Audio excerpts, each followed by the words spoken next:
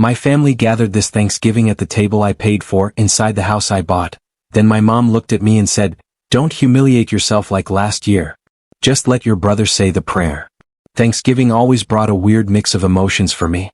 Warm memories tangled up with a cold knot in my stomach. The smells, the laughter, the ritual of it all. It should have felt comforting. But in my family, tradition had a way of cutting both ways. My name's Ryan. I'm 32 now. And let's just say I've learned to keep my expectations low when it comes to holidays. Not because I hate them, I actually used to love Thanksgiving. It was my favorite day of the year when I was a kid. But growing up in a family where your achievements are treated like accidents and your sacrifices like obligations, yeah, it does something to you. It wears you down. The thing is, I was never the golden child. That title belonged to my younger brother, Lucas. He's 29, and ever since we were kids, he could do no wrong in my parents' eyes. He could break a window, lie about it, blame me, and they'd still find a way to pat him on the back for being clever. Me. I once spilled orange juice on Mom's carpet when I was 10, and I didn't hear the end of it until college. If Lucas forgot to do his homework, the teacher was unfair. If I got a B+, I wasn't applying myself. And yeah, I used to try. I really did. I tried to win them over with good grades, then with helping around the house, then with just staying out of trouble. But at some point, I gave up on winning. I started focusing on building my own life, far away from the circus. I moved out at 18, worked 2 jobs through college, and built a decent life for myself. Not flashy but stable. I run a mid-sized marketing firm now, the kind that doesn't make headlines, but pays well enough to buy a 4-bedroom house in the suburbs and sleep at night without worrying about rent. I don't usually talk about money, partly because I know how my family gets when money is involved, and partly because I learned early on that flashing success only invites resentment from people who think they're owed a piece of it. But when my parents started having trouble a few years back, Dad's company downsized, Mom's retail job cut her hours, bills started piling up, I stepped in. I didn't make a big thing about it. I just offered to help.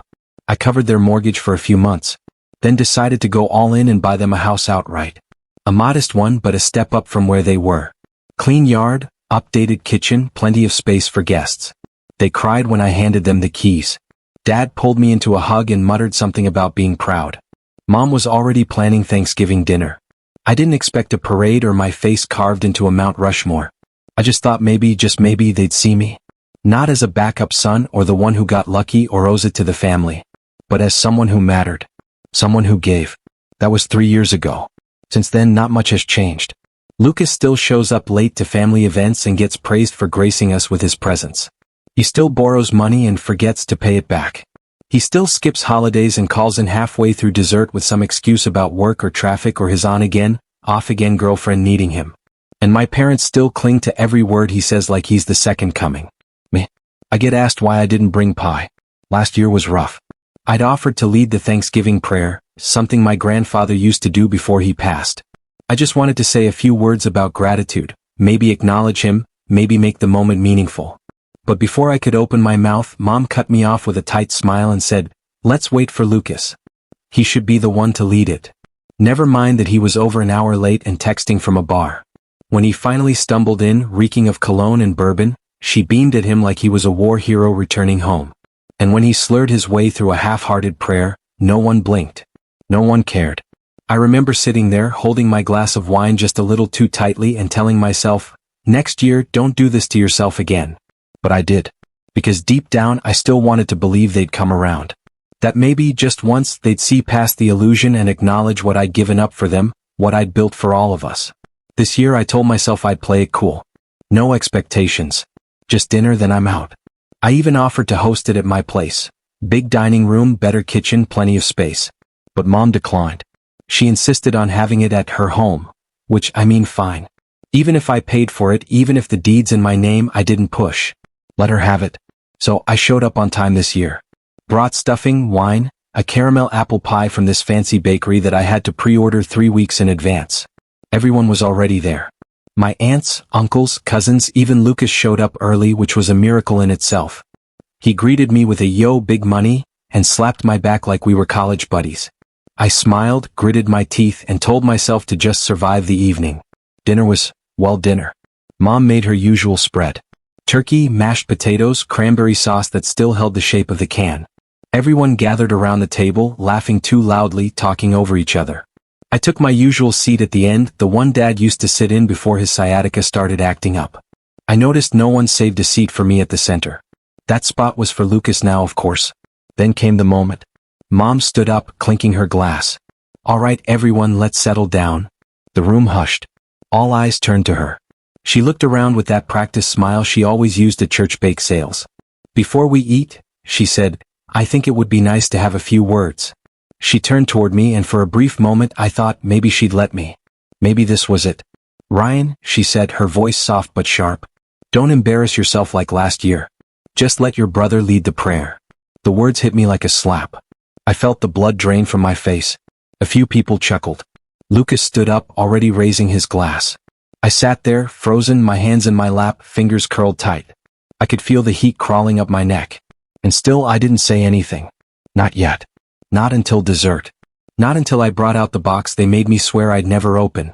If you'd looked at me during that moment, when Mom said those words, you probably wouldn't have seen much. I didn't flinch. I didn't raise my voice. I didn't say a word. I just nodded like I'd been corrected for speaking out of turn. Like I was some intern at a meeting who misunderstood his role. But inside something cracked. I stared down at the edge of my plate while Lucas mumbled his way through a prayer that sounded suspiciously copied from a meme. Everyone laughed at his closing line, "And may the turkey be less dry than last year," like it was the funniest thing in the world. Aunt Kathy clapped. Uncle Mike let out one of those loud, throat-clearing guffaws he always used when he wanted to seem more amused than he was. Even Dad chuckled, barely looking up from his wine glass. And me?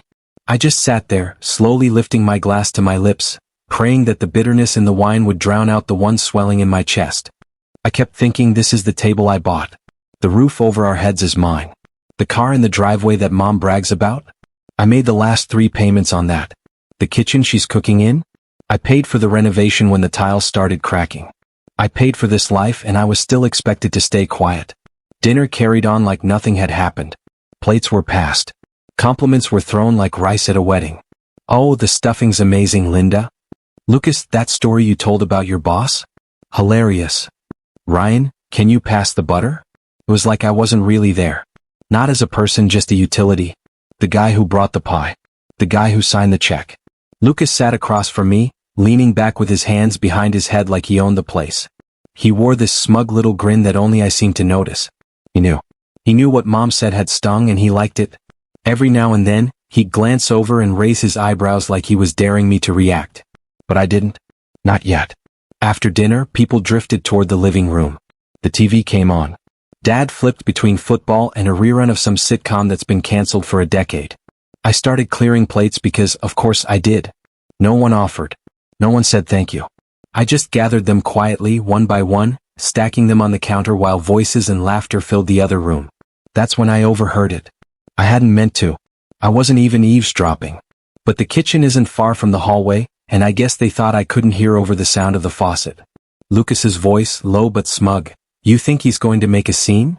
"Mom, no. He knows better. He always acts like he's above it, Lucas." All right, enough, Mom again. "He just takes everything so personally. I mean, for heaven's sake, he bought the house. You'd think he'd be humble about it." Lucas laughed. "Yeah. I mean, congrats on doing the bare minimum, right?" Then someone, probably Aunt Kathy, joined in.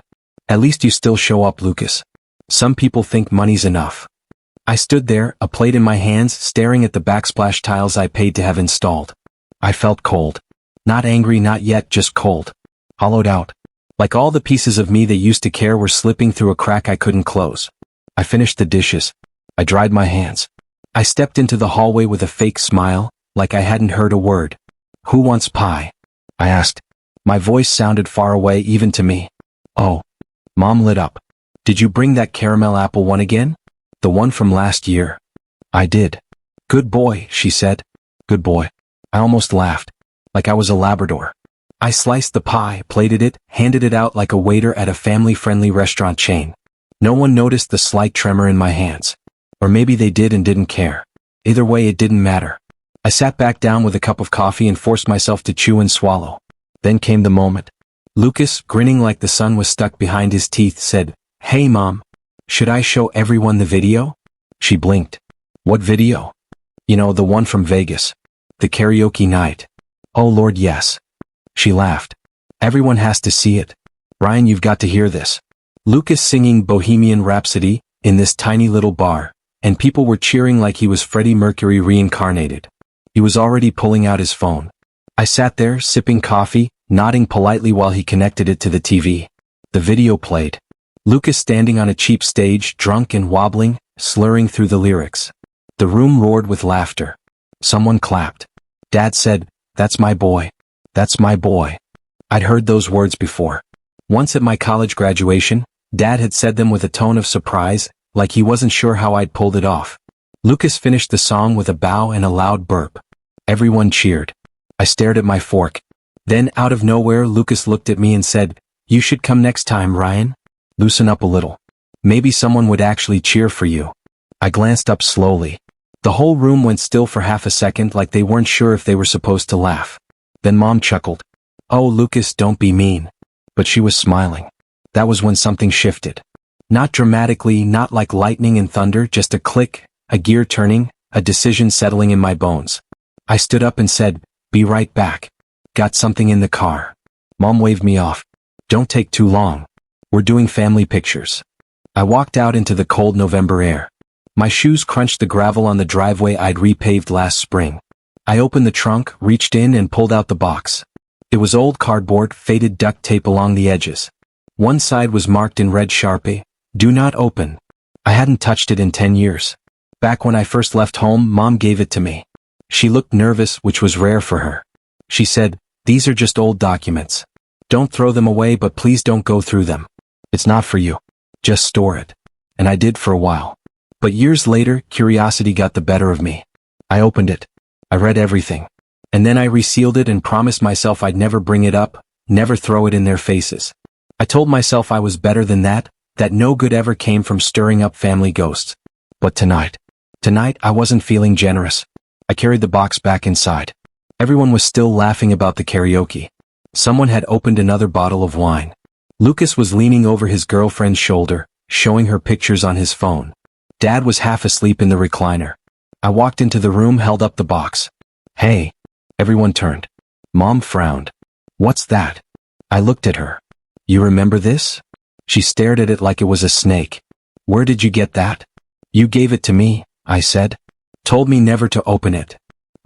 "Well, yes, but that was a long time ago." "It was," I said, setting it on the coffee table. "I didn't open it yet. I just let it sit there like a bomb ticking." Lucas snorted. "What is it?" "Your old high school love letters." "No," I said, smiling for the first time that night. "It's the reason we're all sitting in this house. It's the reason you still call this place Mom's home. It's the reason I stopped trying to explain myself years ago." The room went quiet. Mom stood up. "Ryan, I don't think this is the time." "Why not?" I said louder than I meant to. "Why isn't this the time? You had time for videos, for jokes. You had time to tell me not to embarrass myself. You had time to laugh behind my back about how I'm just the guy with the wallet." Dad finally stirred. "Ryan, don't start something." "I'm not starting anything," I said. "I'm finishing it." My heart was pounding, but my voice stayed steady. I could see Mom's eyes darting toward the box. Her hands fidgeted with the hem of her shirt. Lucas rolled his eyes, clearly thinking I was making a scene for attention. He had no idea. "Inside this box," I said, "are documents, letters, agreements, bank statements. Things you hoped I'd never see. Things I wasn't supposed to know." Mom's voice trembled. "Please don't do this." I looked at her, and for the first time in my life I felt like I had the power in the room. "I'm not opening it," I said. "Not yet." Lucas laughed. "Oh my God, what is this? Some kind of Lifetime movie twist." I turned to him. "You think I'm bluffing?" He held up his hands, grinning. "I think you need to chill, bro." And that's when I said it. The thing I didn't plan to say. The thing that changed everything. "I know about the trust fund, Lucas." The room froze. Every face turned toward me. Lucas's smirk died on his lips. Mom went pale. Dad's mouth opened and closed like he forgot how to breathe. And I just stood there, feeling every second of silence stretch like a rubber band about to snap. For a solid 5 seconds, you could hear the furnace humming. That's how quiet the room got after I said it. Not a fork clinked, not a cough, just the low metallic whir of warm air blowing through vents in the walls I paid to insulate. "I know about the trust fund, Lucas," I repeated, not to twist the knife, but because part of me still couldn't believe I had to say it out loud. Lucas blinked then scoffed too fast. Dude, what are you even talking about? But his ears flushed red. He was always a terrible liar, especially when he was cornered. I looked over at Mom, who had one hand covering her mouth and the other trembling at her side. Her silence said more than anything Lucas could try to deny. You really think I wouldn't find out? I continued, slower now, quieter. That a box full of just old papers wouldn't eventually catch my attention? You handed me the evidence, Mom. All these years you counted on me being too loyal, too polite, too naive to ask questions. But the truth has a way of leaking. What truth? Lucas laughed again, louder, looking around the room like someone would back him up. Seriously, what is he even saying? So I turned to the room. Since we're all here, let's talk about it, I said, gesturing to the box. Inside are legal documents. A trust set up by Grandpa before he passed. One for each of us, Lucas and me. Except mine was emptied out when I turned 20. Quietly. Legally. Because I gave permission, apparently. Meanwhile, Lucas's account stayed untouched. It grew. It's still growing. A gasp came from Aunt Marcy. Uncle Mike shifted in his seat, suddenly finding interest in his shoelaces. The cousins looked around at each other, their expressions flickering between confusion and awkward discomfort. Lucas snapped. This is ridiculous. You don't know what you're talking about. But his voice cracked. I pulled out one of the envelopes from the box and held it up without opening it. This is your signature, Mom. You co-signed the withdrawal request with Dad. I was 19. You told me I was signing a lease document for my dorm. I didn't. Her voice trailed off. You did, I said, quieter now. I double-checked with the bank last year. Had the forms reviewed by a friend who's a lawyer. You cashed out my share of Grandpa's trust fund to cover the down payment on the lake house. The one Lucas crashed his jet ski into and then sold behind your backs. More gasps. Lucas flinched. Dad stood up, face beet red, but he didn't deny it. He didn't say a word. I never asked for anything, I said. Not when I found out. Not when I realized why you were so weird about that box. I swallowed it. Told myself it was just money, that maybe you needed it more than I did. So I worked. I paid for college myself. I ate ramen and worked graveyard shifts while Lucas partied with Grandpa's inheritance. Okay, you need to calm down, Dad finally said. This is not the time or the place. No, I raised an eyebrow. Seems like the perfect time. Everyone's here. Everyone who laughed when I was told not to embarrass myself. Everyone who watched me scrape mashed potatoes into their plates while Lucas showed off videos of himself drunk in Vegas. Lucas's face was red now. You're seriously doing this over what? Some money you were never going to use anyway? That's ancient history. It's not about the money, I said, though I knew that was only half true. It's about what it meant. What it revealed. That you never saw me as a son, just a resource. That you trusted Lucas with everything, including my share of the future, and left me to figure it out on my own. And when I made something of myself, you pretended like it was owed to you, like I was just fulfilling some debt. No one spoke for a long time. And then Mom, eyes wet but voice sharp, said, "We did what we had to do." That sentence broke something in me. Not because it was cruel, but because it was honest. Coldly, clinically honest. They had made a choice between sons, between futures, and they did what they had to do. I nodded. Okay, I said, and I picked up the box, tucked it under my arm, and walked out the door. No dramatic exit, no slamming, no tears, just silence. That was the last Thanksgiving I spent with my family. The first few weeks after that night were rough. Not in the soap opera way, no screaming matches, no lawsuits, but the quiet kind of rough. The kind where you wake up with phantom vibrations in your phone, half expecting a message that never comes. The kind where you go to make coffee and instinctively grab 2 mugs before remembering no one's visiting today. The kind where you sit in your car outside your own house, hand frozen on the ignition because part of you still wants to drive over and talk it out. I didn't though. I didn't reach out and they didn't either. At first I thought maybe I'd cave. Maybe Christmas would roll around and I'd show up with a bottle of wine and an apology I didn't mean just to keep the peace. But the more I sat with the silence, the more I realized how long I'd mistaken absence for peace. Just because things were quiet didn't mean they were okay. So I started over. It wasn't some grand cinematic rebuild. No Rocky montage or inspirational music. Just small things, intentional things. I cleared out the guest bedroom not because I was expecting guests, but because I realized I'd been keeping it ready for family who never stayed. I replaced the old framed photos in the hallway with pictures from solo trips I took but never displayed. Iceland, Kyoto, that hiking trail in Banff I nearly turned around on but didn't. I also started going to therapy, which honestly I should have done years ago. I didn't go to blame anyone or unload all my bitterness. I went because I needed to understand why it had taken me so long to draw boundaries. Why I still felt like a traitor for standing up for myself. Your family raised you to believe that love is conditional, my therapist said in our third session. It's not your fault that it feels unnatural to protect yourself, but it's your job now to learn.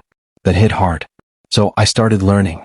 I read, journaled, went to those awkward social mixers where people try to make friends as adults and pretend it's not incredibly weird. I joined a rock climbing gym not because I liked heights but because the idea of failing over and over in public felt strangely therapeutic.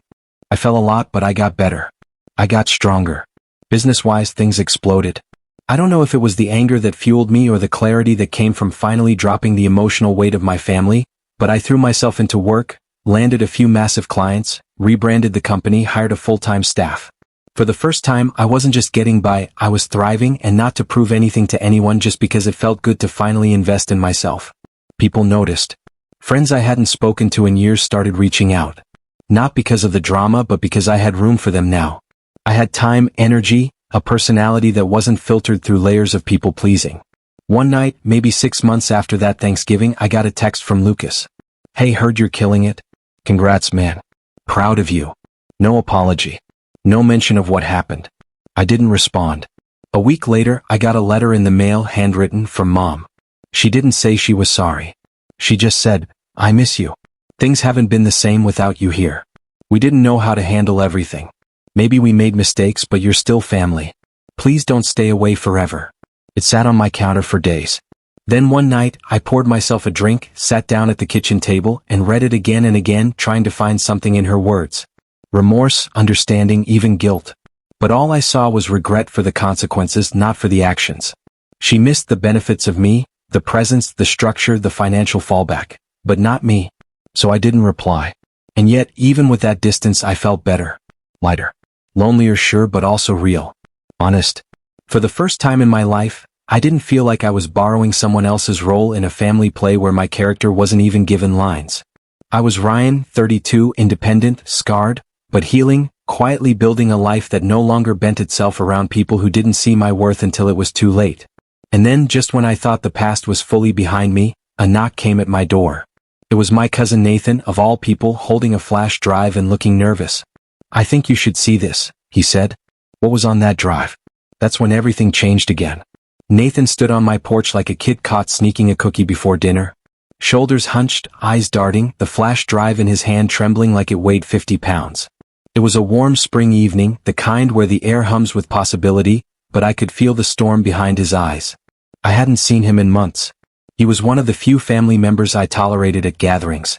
Quiet, observant, didn't get drunk and slap your back when you weren't in the mood for it. He was also the only one who'd sent me a message after Thanksgiving. A simple, hope you're all right, that I never answered.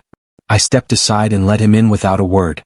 My cat, Winston, darted past his legs, unimpressed by dramatic entrances. We sat in the kitchen. No wine this time, just water and a thick silence between us. Nathan kept looking at the flash drive on the table like it might explode. What is it? I asked, voice low, controlled. He hesitated. Look, before I show you this, you need to know I didn't go looking for it. It landed in my lap. I raised an eyebrow. Okay. You know I do freelance IT work, right? I nodded, vaguely remembering that from a family barbecue a few years back, sandwiched between my uncle's racist jokes and Aunt Marcy's tirade about gluten. Well, a couple weeks ago Lucas called me. Said he needed help recovering files from an old laptop. Said it was urgent but also hush-hush. Offered me $500 just to come to his place and take a look. I blinked. Lucas offered you $500 to look at a laptop? Nathan nodded. Yeah, which was already suspicious, but whatever. Easy money. I go over, do my thing. Turns out the laptop isn't even his. It's your dad's old one. Dusty. Probably hadn't been turned on in years. Lucas said something about needing a copy of an old resume. I thought that was weird, but whatever. He paused, reached for his water, but didn't drink. While I'm digging through files, I find this folder, hidden but not well. It's labeled Contracts RJ. I click on it. First thing I see is your name. Then another file. And another. And then I see documents with my name. My dad's name. I frowned. Your dad. He nodded. Yeah, apparently my dad co-signed something. Some kind of backdated agreement that transferred portions of Grandpa's assets to, guess who? I didn't answer. I didn't have to. Lucas, Nathan said, specifically to a shell LLC that Lucas controls. And there's more. Tax evasion schemes, undocumented transfers, a whole trail of forged or manipulated paperwork. He took a deep breath. I copied everything, then finished the job like nothing happened. Took my payment and left. I sat back. Cold crept up my spine. Why are you telling me this now? Nathan finally looked me in the eye. Because I thought you deserved to know. And because I think I might be on some of those papers too. I think Lucas used me. Used all of us as names to spread liability. If this stuff ever blew up legally, a bunch of us could get caught in the crossfire without even knowing we were involved. I stared at the flash drive. And you're sure it's all real? He slid it toward me. I triple-checked. And Ryan, it's bad. This isn't just favoritism anymore. It's theft, fraud, manipulation on a scale I didn't think Lucas was capable of. And your parents? They're in deep. I didn't touch the flash drive yet. My hands were steady, but my heart was hammering like a war drum. So, what do you want me to do with this? I asked.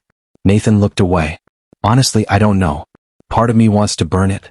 But another part of me, the part that remembers every time our family acted like Lucas was made of gold and we were made of cardboard, that part wants justice.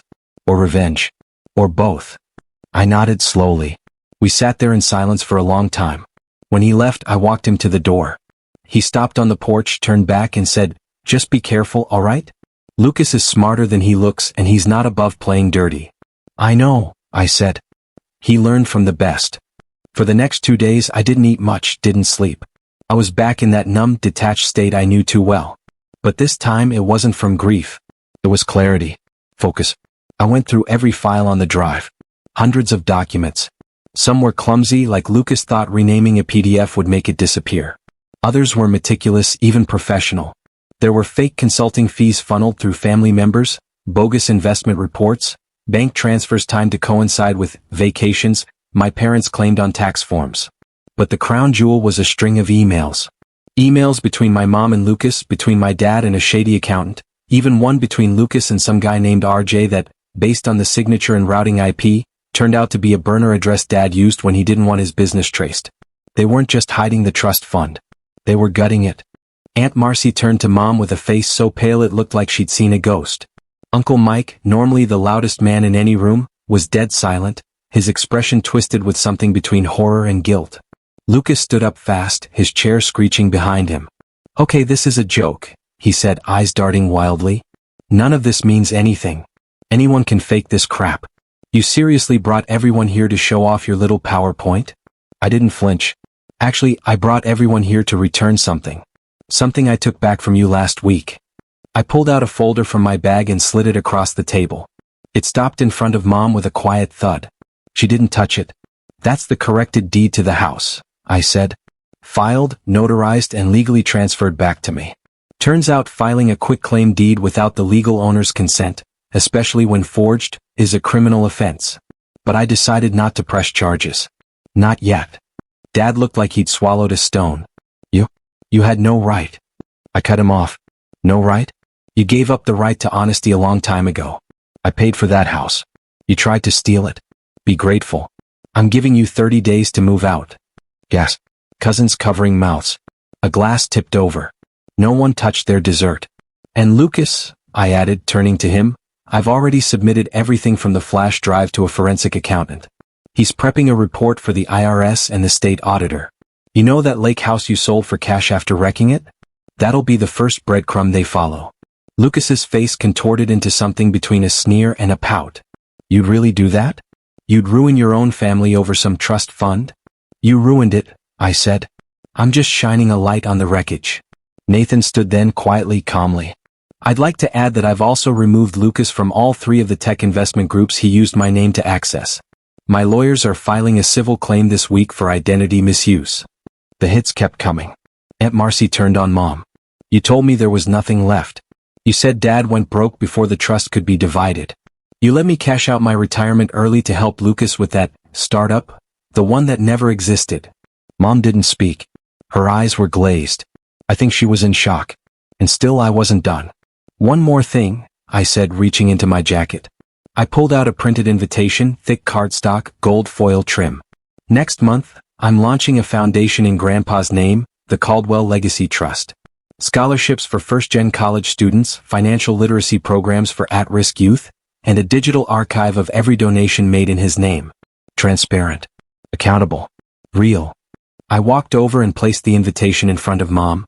You always said you missed the way Thanksgiving used to feel, I said softly. This is what gratitude looks like. Not a seat at the table you stole, but building a new table entirely. I turned to leave. Lucas shouted something too fast, too incoherent to matter. Something about defamation, about lawyers. But no one stood with him. No one followed him out when he stormed from the room. Mom and Dad remained seated, motionless. I didn't expect them to chase me.